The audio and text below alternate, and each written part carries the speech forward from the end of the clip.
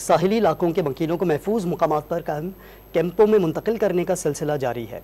Don news के नुमाइंदे आगा बदर जई एक कैंप में मौजूद हैं, उनसे वहाँ मौजूद सहूलियात के बारे में जानते हैं। बदर बताइएगा, कैंप में आप मौजूद हैं, मुतासरीन क्या कहते हैं, क्या सहूलियात उन्हें फराहम की जा रही है?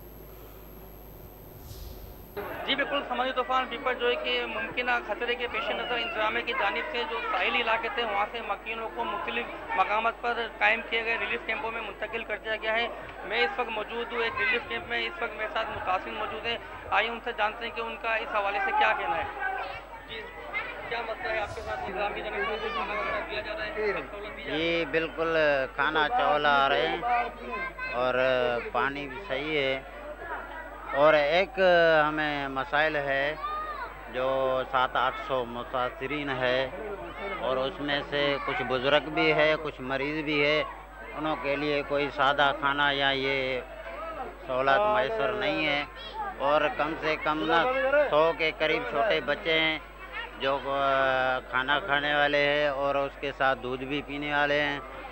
ऐसी कोई सहूलत मैसर नहीं है। और उसके बाद ये है कि 10 से 15 दिन पहले माहीगीरों को रोका गया। किसी के पास पैसा वगैरह नहीं है जो बच्चों के लिए दूध लाए या कोई खाना लाए। ये हमारी गवर्नमेंट से अपील है कि जल्द से जल्द। जी बिल्कुल, आपने मुतासिरीन की बात सुनी। मुतासिरीन जो है यही शिकवा करते दिखाई दे रहे हैं कि इंतजामिया की जानिब से हमें चावल तो दिए जा रहे हैं, लेकिन कुछ ऐसे मरीज़ हैं जो चावल वगैरह नहीं खा सकते और जो उनके छोटे बच्चे हैं उनके लिए दूध का बड़ा मसला है। जबकि माहीगीरों का जो है रोज़ी का जो ज़रिया है वो है मछली का शिकार। जो उनका यही कहना है कि 10 दिन से जो है हम शिकार पे नहीं जा रहे और इस वक्त जो है हमारे पास पैसे भी नहीं कि हम अपने बच्चों के लिए बाज़ार से दूध खरीद कर उनको पिला सकें। जी।